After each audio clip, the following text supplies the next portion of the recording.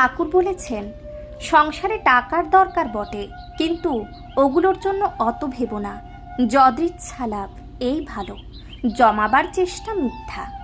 অনেক কষ্টে মৌমাছি চাক তৈরি করে, আর একজন এসে ভেঙে নিয়ে যায়। টাকার অহংকার করতে নাই। সন্ধ্যার পর যখন জোনাকি পোকা উঠে, সে মনে করে আমি এই জগৎকে আলো করে দিচ্ছি, কিন্তু নক্ষত্র যেই উঠল অমনি তার অভিমান চলে গেল। তখন নক্ষত্ররা ভাবতে লাগলো আমরা জগৎকে আলো দিচ্ছি, কিন্তু পরে চন্দ্র উঠল, তখন নক্ষত্ররা লজ্জায় মলিন হয়ে গেল। চন্দ্র মনে করল আমার আলোতে জগৎ হাসছে, আমি জগৎকে আলো দিচ্ছি। দেখতে দেখতে অরুণ উদয় হলো, সূর্য উঠলেন, চাঁদ মলিন হয়ে গেল।